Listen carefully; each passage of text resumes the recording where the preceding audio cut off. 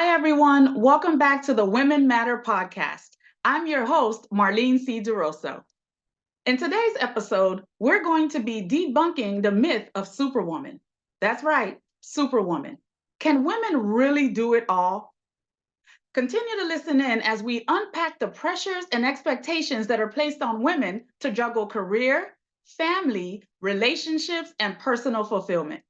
Stay tuned.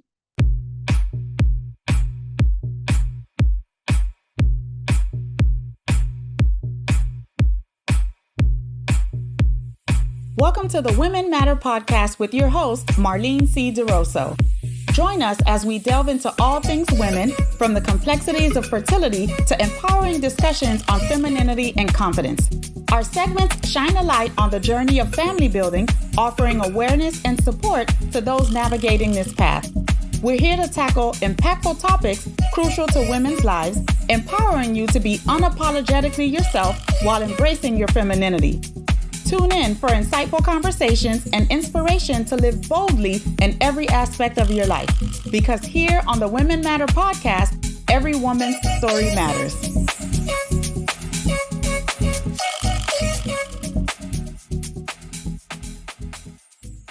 So let's talk about it, shall we? What exactly is a superwoman? What does a superwoman mean to you? Now, to me, back in the day, I witnessed my mom, my aunts, and all the other older women in my family, my sister, cousins, different people like that, the teachers that I knew. I witnessed all these women, and pretty much I saw them do everything.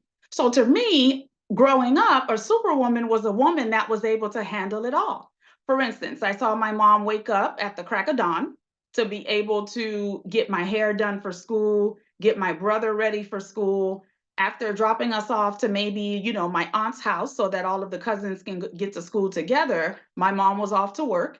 And I often realized by the time we were getting off of school, she was either waiting for us at the school at dismissal, or if we caught the bus that day, she would be waiting for us at home after the bus dropped us off. And that wasn't it. Mind you, she got up, we went to school, she went to work. And by the time we all got home, my mom was cooking a meal. She cooked every single day, even though maybe the meal wasn't from scratch, even if it was a leftover, she figured out a way to make it kind of sort of brand new, right? And I have to tell you, she kind of spoiled my brothers with that because even till this day, some of them still, are looking forward to a fresh meal every day, so to speak. But that's another story for another day. But either way, I saw my mom do that. She cooked food. My dad normally chipped in and helped in with our homework, my brother and I's homework. And after a little bit, we played maybe, and mom made sure that we got in the shower or took a bath. And every night she came into our room, we said our prayers, and we went to sleep. But that wasn't it for her. She would normally stay up, ironing clothes, prepping things for the next day, just trying to get everything ready. And oftentimes she would be packing a lunch maybe for my dad or snacks for us for after school. And then I guess at that point she went to sleep. And then roll in the weekend. Our weekends normally started on Fridays. And yes, every Friday we were basically at the laundromat. And before going to the laundromat, my mom used to wash all of the clothes by hand before we went to the laundromat. Now, as a little girl, I never understood why she did that, because I'm like, okay, well, that's why they have washing machines. So why are we soaking the clothes, basically washing the clothes, just to then take them to the laundromat to have them washed again? So I have to tell you that oftentimes as children, we're very impressionable. And because I used to see her do that when I first moved out, my husband can tell you, I used to do the same thing. Although when I was younger, I questioned why she did it. I guess I just grew up with this expectation that the machine wouldn't necessarily clean the clothes unless you cleaned it first. So either way. So my mom always did all of the cooking. She did all of the cleaning. She went to the laundromat. We went to the grocery store. After the laundry on the weekends, she would iron enough for, I guess, half the week. Mom would also clean the house. She taught me in terms of helping her clean up the house as well. We're sweeping, mopping, cleaning the bathroom, different things like that. And when it was time for church, she would make sure that my hair was done for church. my hands, meaning a little manicure, pedicure, no colors, but just always made sure that we were well manicured so that we would go to church. Just a lot of routine and, a lot of always doing something, right? And quite honestly, I never really remember seeing my mom rest. I don't ever think I witnessed that. I do know that she rested for at least one day when unfortunately she got a grease burn from frying chicken, and she was burned on like her forearm right here. And I guess at that point there was not much she can do, and I have to tell you that was the only time I ever saw her just sit down somewhere, and even then it was because she was in pain, and you can always tell that she was itching to get back up to go do something, right? So that's often what I saw in the women that were around me when I was younger, right? Just women always busy, always doing something. So fast forward a few years, as I got older, I often wondered myself, how did they do this? I just don't understand. And looking at it from the view of a little girl compared to looking back on it as a young adult, which eventually became a wife and mom, it's something that I often question. I'm just not sure how they did everything, because I find myself now, full transparency, just trying to stay afloat, right? It's really tricky. Right now, I'm tasked with being a wife, and yes, I have a supportive husband, but we all know when it comes to the roles that women and men play, women are normally tasked with just a little bit more, and I'm going to run down everything that at least I'm responsible for that I feel is a lot on my plate. But I do it day in, day out, happily, not a problem. So, of course, I'm a wife, so I have to make sure my husband is taken care of in the different ways that wives make sure their husbands are taken care of. I'm also a mom, and I am a mom to four boys. My oldest boy, he is a young man now, so I have to say he really does help a lot with the younger ones.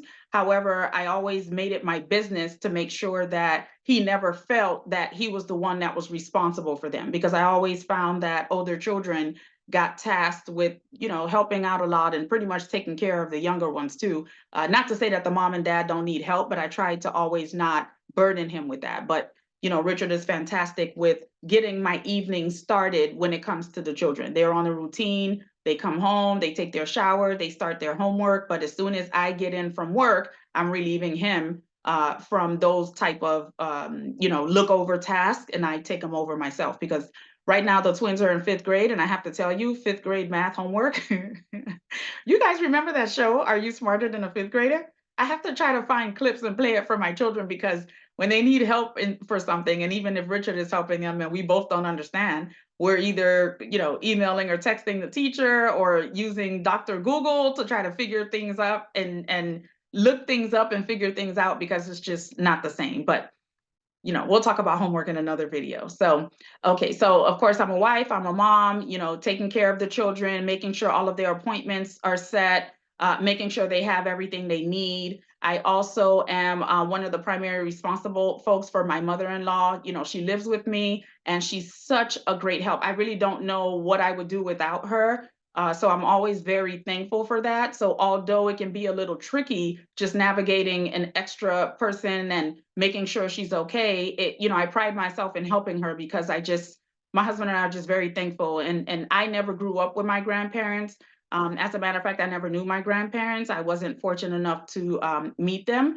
So I just really value the fact that she's in our lives, and I'm just responsible for a lot of the things when it comes to her. So that's just something else that I have to worry about as well. At work, I'm the CFO of my company. So at one point I had 30 direct reports.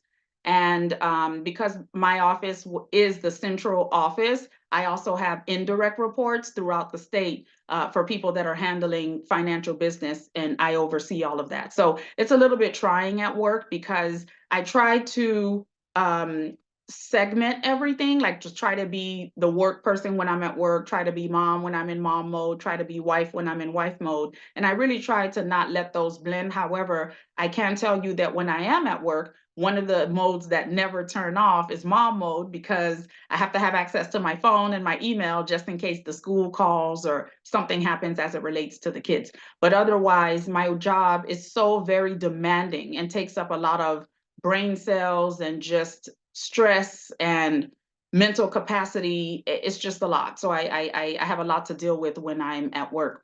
And to top all of that off, I am also a doctoral student. I don't know what the heck I was thinking, guys. I know that it's something that I've always wanted to do. And I told myself that if I don't either have my doctorate by 40, I have to at least start the schooling for my doctorate by the time I'm 40, because if not, I wouldn't do it. I just don't even know how moms with little children are juggling, even trying to get through getting an education. It's very, very it's a very daunting task, to say the least. But because it's something that I've always wanted to do, I pride myself in trying to make time to be able to accomplish that, because I think that it will show, my family and my children that whatever you put your mind to, you can do it, right? Anything and everything is possible. You just have to believe in it. And in addition to that, I belong to a lot of organizations. Now that I think about it, I'm the treasurer of the Homeowners Association where I reside. I also am on the finance committee at my church. I am also a CFO and board member for a nonprofit organization that helps people with support for infertility and miscarriage. And to top all of that off, I also started my own business, hence why I'm now podcasting as well. In my business, I focus on speaking to the infertility community and the leadership aspect of my role, because I have a vast amount of years of experience in a leadership role, and I have a 15-year lived infertility experience. So my company is centered around helping women, empowering them, providing coaching. I'm also an author, so I'm always continually working on booking different events for books or speaking and things of that nature. So that's just some of the things that I'm tasked with doing right now. So needless to say, that's a lot, right? And as I try to navigate that now, I just often look back on how difficult or how tasking that might have been for my mom, right? So it's just a lot for a women to try to navigate. Hence why I want to dig into that a little deeper in this particular video. Now, I have to tell you that I'm always mindfully reminded of something that my mom tells me, and it also helps me to carve out a little time to make space and time and rest for myself. Now, I have to tell you, it's very difficult because I'm always on the go. So I have to try to play that back in my head that she always tells me so that I can try to slow down a bit. And one of those sayings is that, Marlene, there is no reward at the end. So what you should do and what you have to do is just continue to do the best with what you have and accept any help when it's offered, right? She tells me there's no reward at the end. Just continue to do the best with whatever it is I have. And if someone is willing to help me, accept that help, right? Because the whole myth of Superwoman, it's as though, at least for me, I always felt that if I didn't do it myself or if I got help, then that meant I cheated, or that meant it wasn't good enough, or did I really accomplish it when I had help? And it took me a long time to get out of that mindset. And I still try to embrace what my mom tells me about that today, because you really do feel like, well, if you were tasked with this responsibility, regardless of if you signed up for it or life just threw it at you, not everyone else has help. So why should I take help? It's something that I really struggle and grapple with. And I know that many women out there feel the same way. However, like I said, I am mindfully reminded of what my mom tells me and to just do the best I can with what I have. And if someone is offering help, please take it.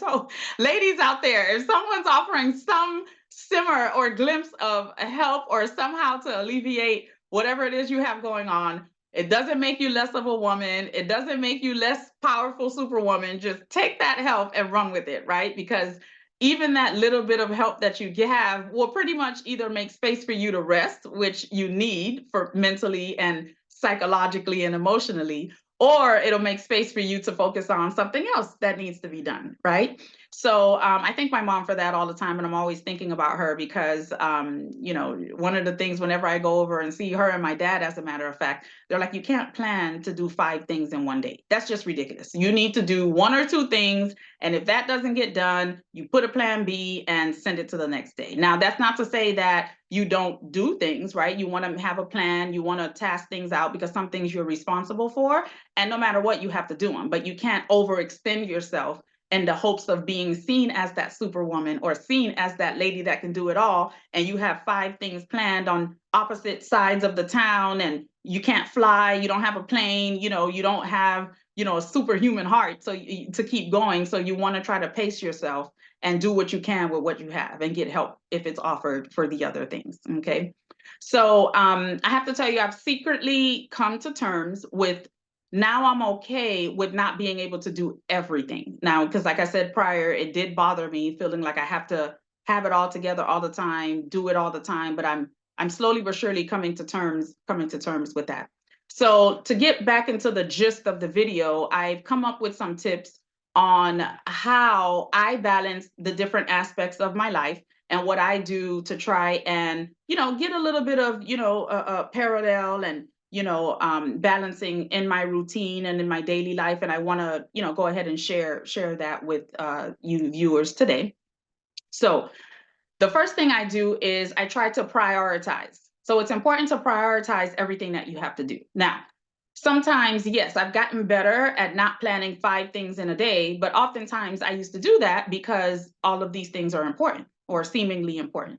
So what I've learned to do is take a step back and prioritize. Okay, what has to be done first, second, third, or by a certain time? And that helps me focus and plan things out a little better because I've been able to prioritize what's first or next, or you prioritize in order of either least importance to most important or most important to least important. And depending on how much time it's going to take to accomplish whatever this is and these tasks are that are on your list. So that's been something that's helped really well. The next thing I've learned to do is to set boundaries. It's very, very important to set boundaries. And I have to tell you, I had to begin by setting boundaries with myself because I would try to put everything on me, on me, on me, on me. I can do, I can do, I can do, I can do. Well, let's just add, I'm already swamped, but let me see if I can squeeze something else. These boundaries, in terms of this superwoman myth, has to do with us setting boundaries with ourselves. So we have to start with ourselves first. Set those boundaries. Don't overextend yourself. Don't put too much on your plate. Try to find a different way. Try to delegate, and that's actually the next thing, to delegate and seek support. So first you have to set those boundaries first within ourselves by not overcommitting to anything. And when it comes to other people, you're setting boundaries by saying no. But no. How about no? But maybe no. No is a complete answer. Take this from someone. I am 43 years old now. I've been unable to say no for maybe 33 years of my life. So it's one of those things that I'm learning and I'm trying to be okay with it. And I can give you a real life quick story because I was always and kind of sort of still am the go-to person, whether it's at work, whether it's at, home, whether it's in my personal life, socially, it's hard. And I wanted to start studying for my CPA exam. The CPA is a certified public accountant, and I'm licensed in the state of Florida.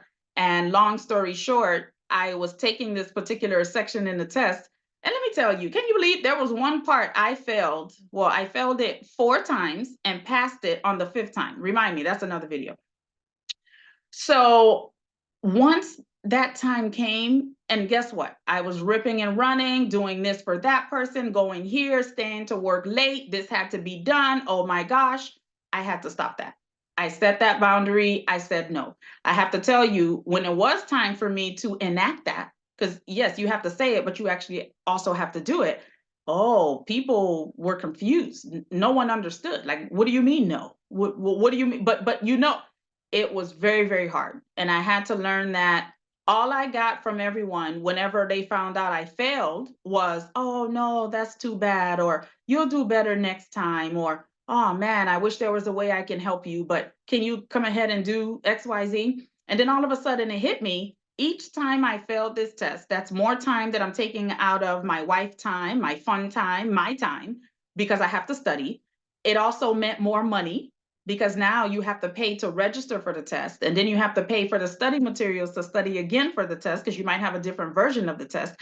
I had to learn quickly. The boundaries had to go up and the boundaries had to stay up. So that was just a little sidebar example. The next thing that I'm learning to do, the next tip is to delegate and seek support. Again, it doesn't make you less of a woman. It doesn't make you less powerful. Whatever these, mythical, roles and goals that we're trying to reach as we delve in this humanity of being a woman, it doesn't make you less of any of that, right? By delegating and seeking help. Oftentimes, especially with me, I'm tasked with being able to identify strengths in people. So sometimes we feel like we want to just delegate something to someone because we feel they should be able to do it. No, I've learned to take a step back and I find people's strong points. And if somebody is really good at planning, then I'll delegate that particular task to them. Or if someone is really good at running errands and doesn't mind driving, okay, well, I'll delegate those tasks to them. So I found that that has also helped because just because I've delegated it, it doesn't mean that the responsibility has gone away, but I haven't had to burden myself and physically trying to figure out how to get it done. And then at that point, I get some kind of progress report and just make sure everything is okay. And that's been a great help. The next thing is time management. My calendar has become one of my best friends. Even for instance, this morning, all three of the young boys, they had the dentist. And, when you go to the doctor, they give you a little card to try to write the appointment. Oh, no, you don't have to waste your card or your ink. I have my calendar. I'm going to put it in the calendar.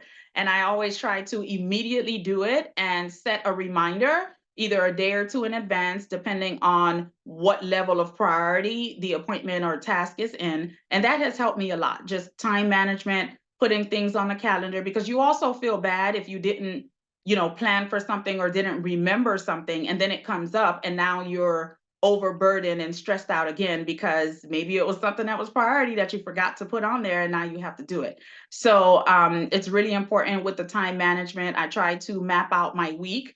Outside of booking regular appointments in advance, I try not to do too much of that because then again, you get overburdened. But whatever I can do, I look at my calendar, I plan out my week. Okay, this time is for study time. When I'm at work, that's work time. Maybe an hour during lunch, I can do something else. So I try to be very mindful of my time and allow for adjustments if necessary in that time schedule. So the calendar on my phone works really well. And I always also have a journal. So I always have a journal with me, something to write with, because sometimes I may not be able to, whichever item I have the closest and the fastest is what I do. I'll either write it down or put it in my calendar, and then eventually the two should link up. The next thing is to practice self-care. Now, that's going to be a whole other video on what I had to do and how much things I had to arrange and organize and put together and set up in order to get the self-care. It got me to the point where in doing that, I almost canceled the self-care. But I found how important it was, and I'm happy that I was able to go through with it. And the last one I had, actually, I'm overdue, was last year. So I have to figure out a way to put in some self-care. And that also goes with the time management, carving out some time that maybe, I'm just catching up on a Netflix series, taking some time out to read a book that I wanted to read, maybe watch some podcasts and other self-development videos. I really love that. That's self-care to me because it's just other ways and mechanisms and tactics on how to just become a better version of myself. So there's other things I love for self-care as well, making time out to get, manicures, pedicures, getting, your hair done. I love to see the esthetician, for waxes. There's just so many different things. And maybe we'll make a video specifically on self-care and how to do it and different options. But it's important to put that in there. As a superwoman, you need to take care of yourself. The next thing is flexibility, It's very important to be flexible because, as you know, life will throw curveballs at you. And even though you do plan out your week, even though you do calendar things, even though you do journal them and write them down, or you think you've set up different provisions, something might come up that was unexpected. So something like a sick child. We had plans to take the children to a certain fair and carnival during spring break, but I have to tell you, all of the kids were sick. And the two oldest ones, they got over it a little quicker, but the little one, he was just sick, and there's no way we could have done what we needed to do, because now we're taking time out of that day to take him to the clinic, have to go to the pharmacy and pick up medication, have to watch him because he's not sleeping well. So now everybody's sleeping patterns are off. It was just a mess. So we have to allow for that flexibility so that we can account for when things don't go according to plan. And just like any superwoman, and maybe Superman too, there's always a plan B. So you have to be flexible to allow that to flow through. Next, we have to learn to let go. As people who feel like the fixers, and women are inherently and innate nurturers, and want to fix it and make it right, sometimes we're unable to do so, and you just have to let it go. It's okay. You can't please everybody. You can't do everything for everybody every second of the day, and even stuff for yourself. Sometimes if you were able to accomplish two of your self-care tasks versus the third one, it's okay, because what's going to happen is you can't go back and fix it. You can't go do it, because obviously that's why it's an issue. So at that point, you have to let it go. You let it go, it's gone, and we try to plan for and account for it next time. Another thing that's really important, and I'm very, very good at it now, I have to say, is learning to communicate effectively. Okay, because oftentimes as women, moms, bosses, leaders, wives, we always feel like, well, why should we have to explain it again? Or why should we have to tell them? They should know, right? Whether it's your children, your spouse, your friends, your parents, siblings, whoever.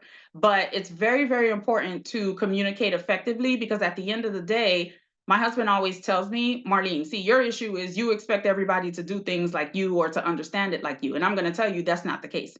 Everybody's different. And just because you thought of it a certain way or would have approached it a certain way does not mean everyone would do it the same way. It's not that it's right or wrong. It's just different. So in that case, you need to communicate clearly and effectively what it is that you need done. Okay. And there's just no ifs, ands, or buts about it. There's no going around it. Communicate. Now, you watch your delivery, you watch your tone, but you have to communicate what it is that you need. And I have to tell you, my therapist, yes, I have a therapist, gave me some homework that I didn't like. And I was kind of upset with her. Well, not upset. I wasn't really upset. I was kind of frustrated with the assignment that she gave me, but it involved me communicating what it is that I needed so that it could alleviate other things that I had going on. And this was last year. And I have to tell you, after I let it go, because I sulked on it for about a day or two, I eventually let it go and was able to receive what she was telling me. And I did put her homework into action, and it has helped in that particular aspect of my life as well, just effectively communicating what I need, why, and how. Finally, the other thing is to invest in relationships. I just mentioned one, a relationship with my therapist. So it's very important to invest in relationships because, no one can do anything alone. And I'm saying in the literal sense of the word alone. Um, you know, at the end of the day, we all can benefit and actually find happiness in some semblance of personal relationships. So whether it's spending time with your spouse or boyfriend or girlfriend, and just not worried about anything. You're spending time for the sake of spending time, because it's very important to have that quality time where all relationships aren't geared towards having to have accomplished something. So you can nurture your relationship with your therapist. At that point, that's the time that you're focusing on you and trying to heal you. Investing in relationships, if you believe in or are a faithful person, the relationship with your church or with your spiritual leader, that's important to you.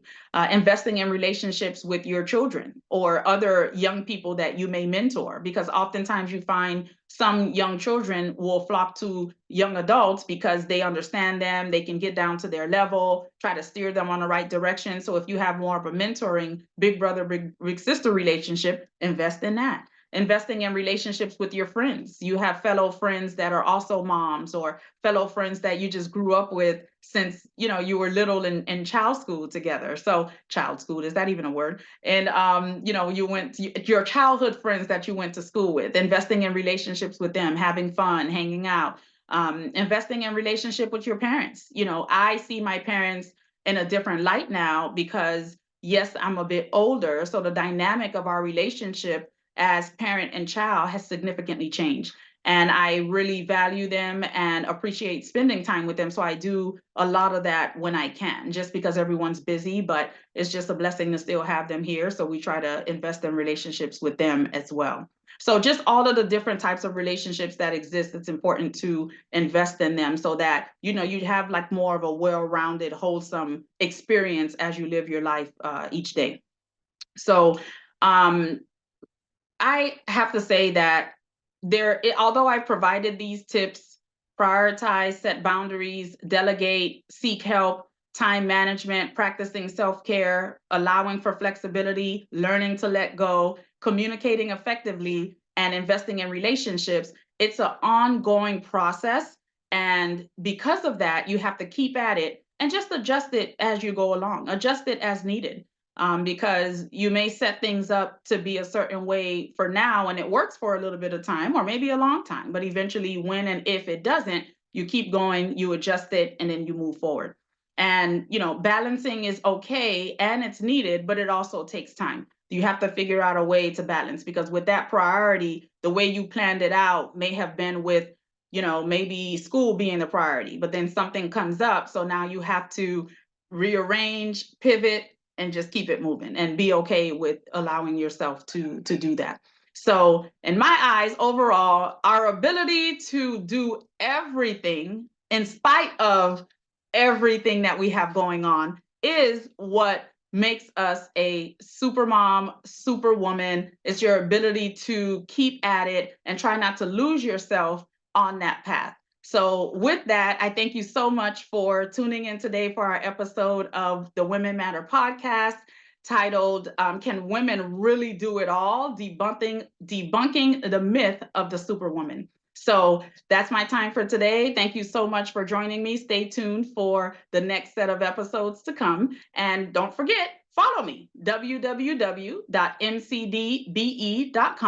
There you can sign up to join the mailing list, and you will also be able to download episodes of the podcast once they're available. You'll get a notification. And also follow me on Instagram at MCDBE, but the main place is the website, www.mcdbe.com. And don't forget, woman, you matter.